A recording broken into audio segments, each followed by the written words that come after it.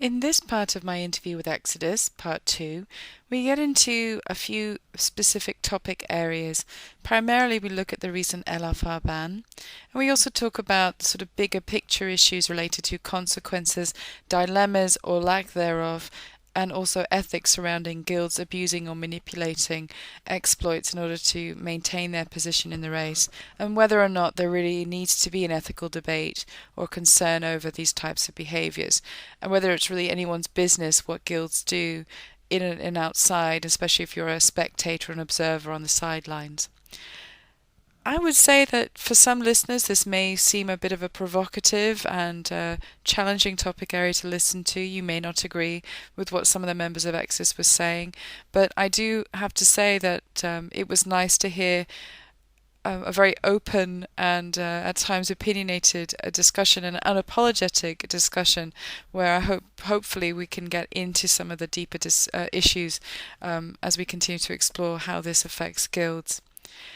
I suppose one of the other sort of trickier areas that we have to think about as well is whether or not it's appropriate for us to expect top tier, high end raiding members or members of these guilds to conduct themselves in a manner that we feel is appropriate. We often make parallels to athletes in high exposed sport areas or other types of individuals. We even look at celebrities and movie stars and so on. And I think sometimes those that get attention or seem to excel on some level beyond the sort of average person, and I suppose you could make that parallel in gaming, we seem to also expect a certain level of behavior or conduct from those individuals as well. It's hard to say if that's appropriate or not, and I don't think this discussion is going to resolve that. If anything, it might trigger more of a heated debate around the issue. But I do think it's worth noting because a lot of the time these issues do come up periodically amongst raiders and within the raiding community. And I would say I've never seen such a heated discussion about this issue as I did around the LFR ban as it came on some of the forums and was a really engaged in by more than just those in the top tier of rating. So I hope you enjoy this interview as portion of the interview and look forward for part three as well. Thanks. Cika, I wanted to move us on a little bit to talk a bit about and I know we've talked about this before, and I've devoted a couple interview discussions around this, but I kind of wanted to evolve it a little bit to where we are now in relation to what was going on back in December. And you guys are one of the very few US server guilds that were very open about and identified as being banned due to the LFR bug exploit. And I know, as I said, we've talked about that before, but I wondered if you could kind of reflect a little bit about how it affected you guys as a guild. What's interesting there is that you guys didn't worsen your rankings. It had a negative effect on to some degree on some of the other guilds that had been higher ranked, and they also got banned. And one can debate probably till the cows come home if the ban affected their rankings or if it was just bad luck or if they just got outplayed. I mean, there's a lot of back and forth one could have, but you guys, there's an undisputed fact that your rankings improved. It may have had nothing to do with the ban, of course. It may have been much more like you said, you changed your game, your approach, and you decided that you wanted to tackle things in a much more aggressive point of view, which obviously paid off for you, and you anticipated that had you not been banned, you would have been even higher ranked in the end. But I'm just wondering, do you think what happened has had a negative effect on raiding? Do you think Blizzard's going to take a different approach in the future, or do you think it was just because this was a much more widespread problem than have been in other sort of ban situations in the past? What do you think about it? I think that it's not really going to change anything. I mean, like we said in the past, that Blizzard's they only ban people because of how widespread it was. Guilds are still gonna exploit. I know for a fact that people are always seeking out exploits. If there's an exploit floating around, all the top guilds are trying to figure out. They're trying to poke and prod, see who knows about it. Is it viable? Can it work? Can this make the fight easier? Stuff like that. I mean, look at Spine and the solar beam thing. I mean, I know guilds that use that and they claim, oh, it was just we thought it was intended. Well, it's funny because as soon as the Korean guild killed Spine, you had the same guilds that were using the solar beam stun thing on the ads. As soon as the Korean guilds killed Spine, those guilds who were also using it immediately tried to ticket it and get their kill taken away because it was exploiting.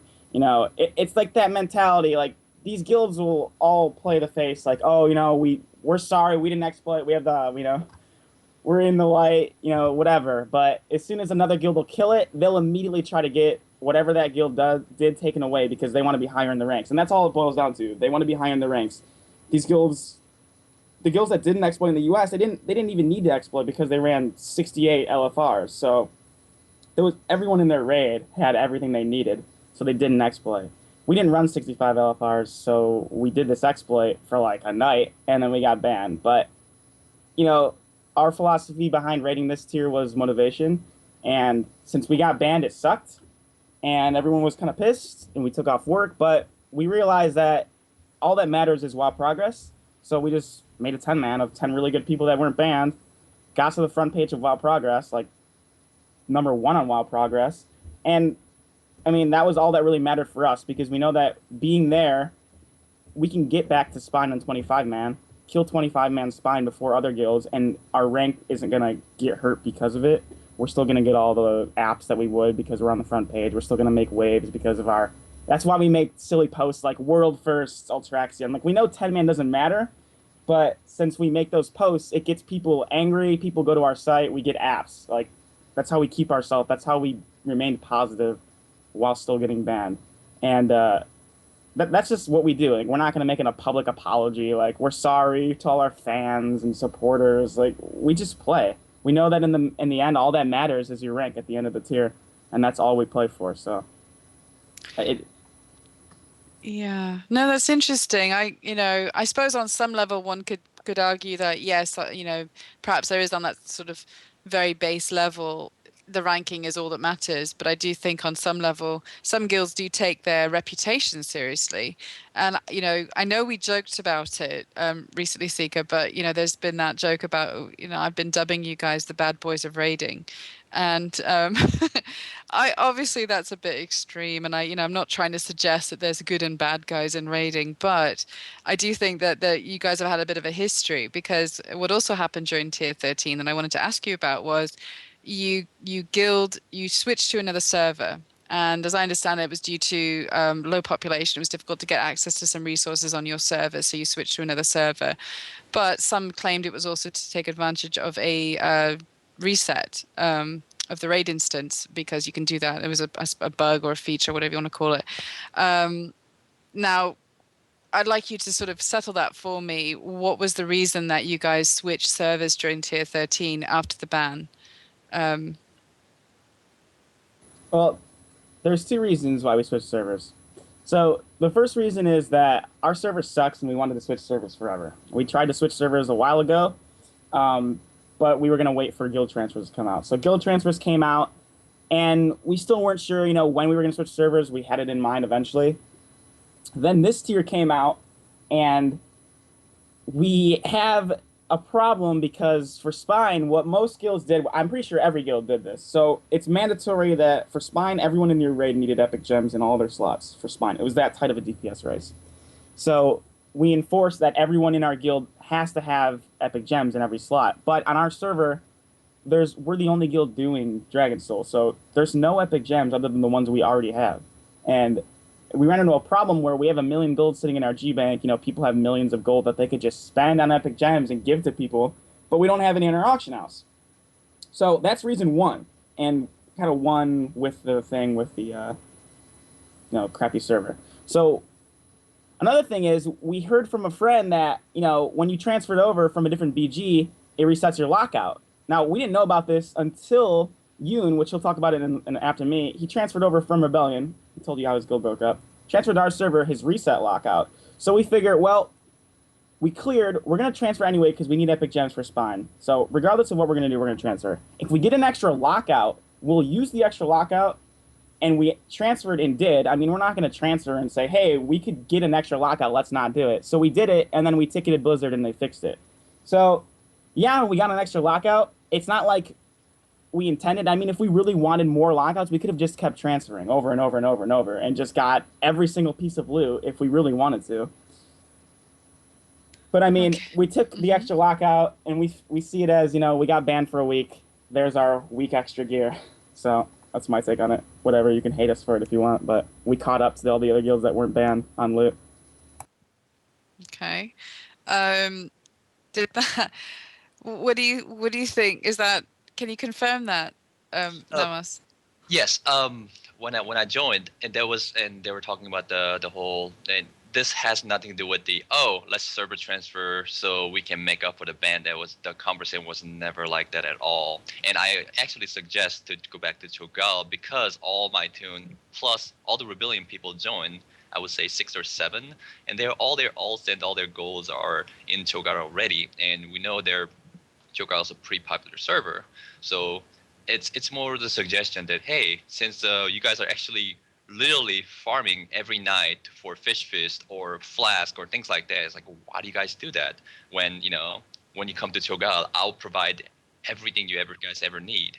So you don't ever have to farm for any flask, any fish fees, any kind of like gems, and gems are so much cheaper. It's all the resources are there, so it's gonna be so much better in the long run, for progression. And that was the main reason. That has nothing to do with the, oh, we got a service transfer so we can make up the. That was the bonus that came with it, but it was never like that at all. And people just assume that we service transfer because of that. Yeah, it's hard. I guess in a way, I mean, correct me if I'm wrong.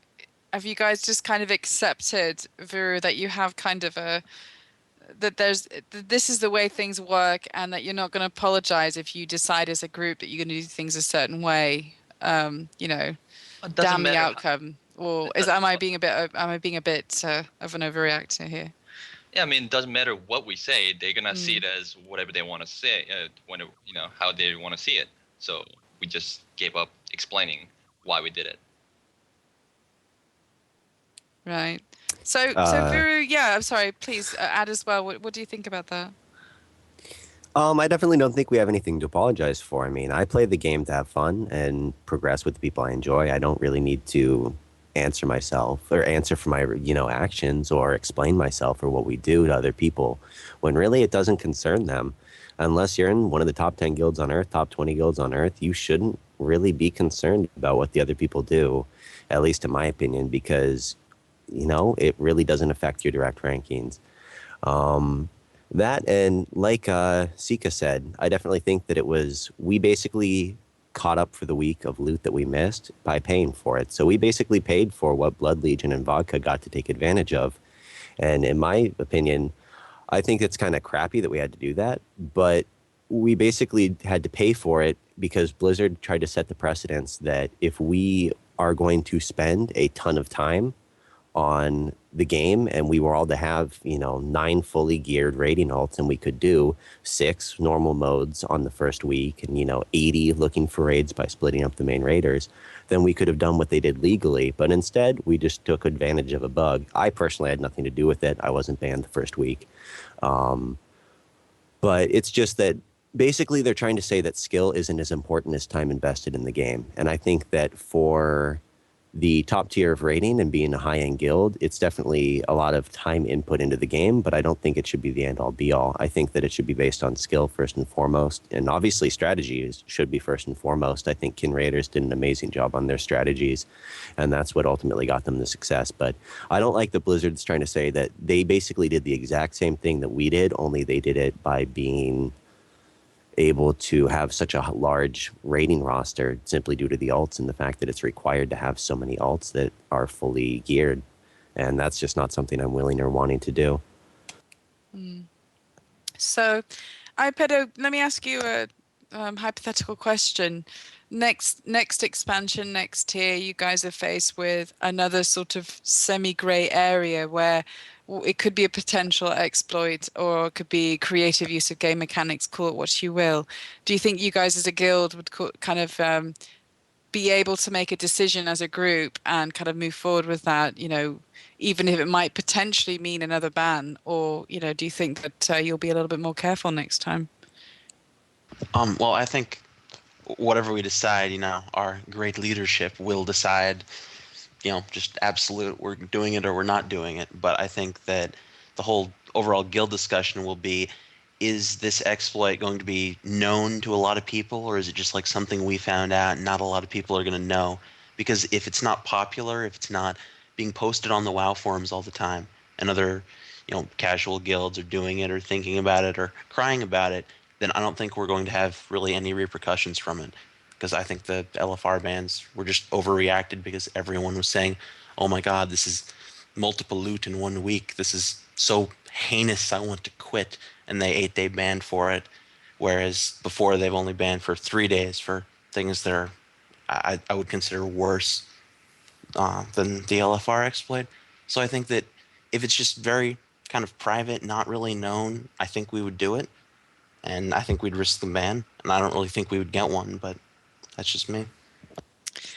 Yeah, it's a tricky thing. I've had discussions with the guilds about, is it when we've talked about this in my call I did in December about whether it's a good idea for the top raiding guilds to sort of find a way to try and police themselves, or not even so much police, but perhaps agree to sort of a degree of um, certain things you will and won't do, and everyone sort of agrees to, which I think is obviously a bit more difficult to arrange than it would sound. But I wonder, would that help if it's not so much Blizzard saying these are the rules, but you guys as the competitive raiding guilds say, right, we will all agree this is what we will and we won't do.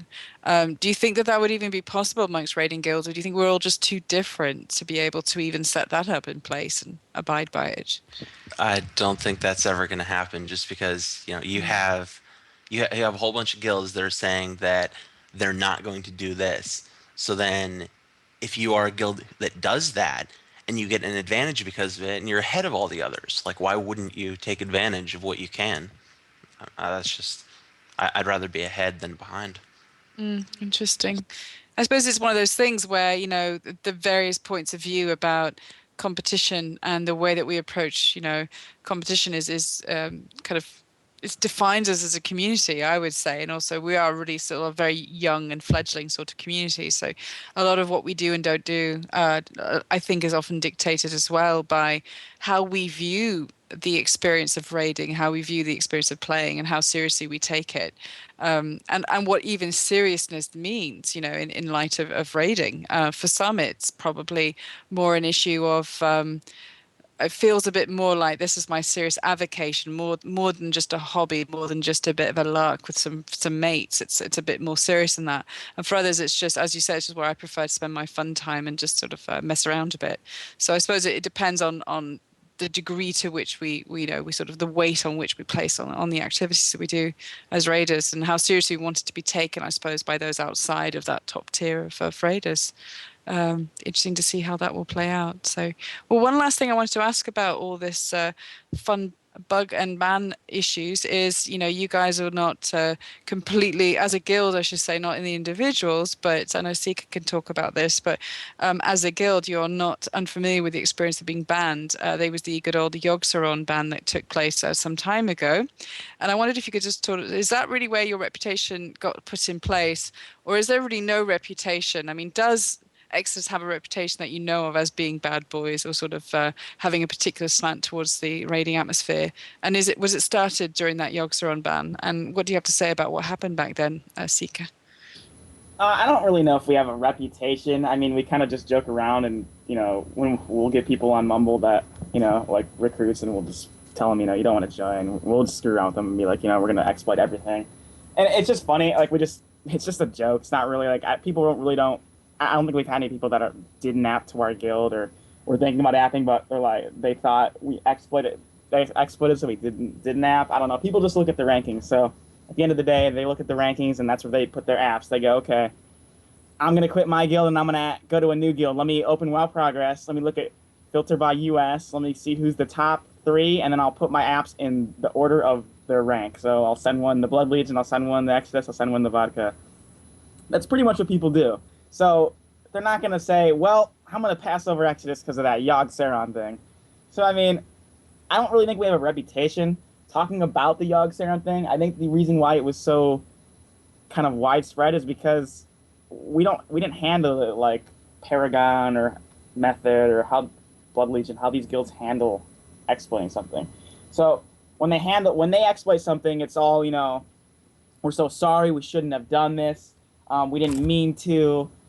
We're sorry to all our fans. Please don't unsubscribe from our YouTube channel and all this. Please continue liking our Facebook pages, stuff like that. When we exploited Yogg, first off, when we exploited Yogg, we didn't flat out say we exploited it. We left it. We ticketed Blizzard. The second we killed it, we didn't think we were going to kill it that attempt. We ticketed it because it died. It was more like we were just laughing hysterically, and people just kept DPSing the boss, and it died. So we ticketed it right there. We updated our front page, obviously, because we can't just say we didn't kill it. I mean, our achievements got updated. It's on WoW Progress. Everyone's freaking out. So we're just like, yeah, Yogg's undead. Once we got banned, we then released a video of our kill of us just killing the boss as he was evade bug. So, just proving the point that it's just a game. We don't care. We don't care if people are going to come to our site and just get real mad because we killed the boss that was evaded. It's just funny to us. We just laugh at it. If they make forum posts on our threads just calling us names, it's funny. When I'm at work or I'm at school and I log in and I check our forum posts and I see that there's 10 people that have made a post just extremely mad about comments or stuff that we did, like this podcast, for example. If this enrages other guilds and they get mad, that's hilarious. That's what I play for. I love the drama. I love the publicity, and that's how we've always had that kind of atmosphere. So the Yogg Saron thing, we released a video of us just evade bugging a boss, and it got a million views on YouTube. So that's where it all came from, and that's just how we roll. Okay. Well, so are you suggesting then the guilds that do express regret about it or have a different point of view shouldn't be doing that? Or is it just more like live and let live and that's how they want to approach it? I don't know. Those guilds do you respect it? If they have sponsors, I'm sure Paragon or Meta, they might get sponsored mouse pads or something, or they may get a game card every 2 months from SteelSeries. I don't know what SteelSeries gives them, but I know that. I mean, I've been sponsored in the past when I used to play Counter-Strike, and I can't see what they're going to get, maybe web hosting or something stupid. It's not. They're apologizing because of their sponsors. They don't want to lose fans and sponsors. These guilds have huge fan bases. They get a lot of site views, and those site views with advertisements may give them some sort of income. But whatever the income is, it's nothing, and the fans will come because of the kills. You get a top kill, you'll get a ton of people coming to your site. I mean, I think the most people we've ever had come to our site was when we killed Vuru US 2nd, and we talked a lot of shit to all the Euro guilds, namely Nihilum back then. And we had a ton of people come to our site. And you can get publicity any way you want. And if they are doing it to retain publicity on their site, I don't think they need to. I think that apologizing like that it may please the casuals in the world who say, okay, Paragon's still my #1 favorite guild. I'm still going to wear my Paragon t-shirt. It doesn't matter. I'd rather just have a good laugh about it and come back and plow the rankings next content and get world first again and laugh at all the people that made fun of us. It's whatever, we exploited a boss, we're still better than your guild, and we're still going to get rank 1. So do you think that there was some, and I realized I may be opening a can of worms here, but I'm finding it very fascinating, the route that this discussion is sort of going. And I appreciate your sort of honest perspective here. Some people feel that because you guys are so highly ranked and you do get attention, that there is a bit of an obligation, call it ethical, call it moral, whatever you want to call it, to represent ourselves in a way that is is appropriate. For example, one could argue that playing football is a game. It's often called a game, and we say we play football or we play a game. But there is an expectation that certain athletes and so on conduct themselves in a manner that's appropriate. For example, if they are sponsored, not just because they're sponsored, but also because people look up to them as somebody wants to, and you may not realize that some people may follow you, may be a form of role model, whether you want to be or not, only because you're sort of in there getting some sort of public attention. Do you think that that's just absurd? That raiders shouldn't there should not be that form of sort of attention, and that you shouldn't have to be role models, and that those that do feel that they are perhaps fooling themselves? 'Cause I'm not sure I entirely agree with the assertion that the only reason that guilds were apologizing was strictly because of sponsorship. I would say that at least in my informal discussions with different individual members, at least, they regretted the decision that was made, at least personally. So, maybe there is a bit more than just, like you said, as you said, the sponsorship doesn't bring in that much revenue. So it can't just be for money. It has to be for other reasons. So, but do you think that that's just ridiculous, that that shouldn't be an expectation? That you don't have a duty to your fans, I suppose, whether like it or not? Or I think I don't know. I think it's kind of silly that people would look up to us as like role models per se about how we act. I mean, it is a game, and I mean we are having fun, and it's kind of it's like a casual, serious environment, where we're just enjoying ourselves. It's not like life-breaking, world-shattering if we're not going to, be amazing or something, And if anyone looks up, at least to me personally, it's, my, I don't know, skill, gear, whatever. I mean, I don't really think that anyone should be looking up to me as a person, just because I'm just enjoying myself, And I don't really feel that feeling regret for doing some exploit in WoW is really the the way to be, Cika. Well, I'd say that like football players and professional athletes, that their full-time job is playing, and we go to work, we go to school, we come back, we work 9 to 5. I'm a different person when I'm at work. Obviously, I'm not talking trash about everyone exploiting things in the workplace, like cheating on tests or whatever. I come home and I play WoW. It's just a game. Like, we just play for fun. There is no comparing. WoW isn't like rating. WoW is not an esport. Like, it's not like I'm a professional StarCraft player. Like, I'm sure a lot of people listening to this or people here know like Idra, E.G. Idra, or someone who is out there at a tournament and they have to calm them down and tell them, don't be so, don't rage, don't freak out because you have a lot of people looking up to you. I don't think anyone looks up to us. They look up. I get questions in game from people, how do you do so much DPS? Or should I open with this ability or this ability? Or, what's the best way to gem my character? They're not asking me, can you give me tips on picking up girls? Or how should I act in a public setting? They're concerned about my gear, our rank, how much damage I can do, and stuff like that. Or how good I am at PvP, or how fast I got my legendary daggers. Like, that's all they care about. I don't think anyone is seriously going to go look up, Sko from Methods prom pictures and think he's a bad person because he may have exploited a fight or because he posted a public apology about something, whatever. I don't think that's changing anyone's opinion. And if it is, then they're not playing the same game I am.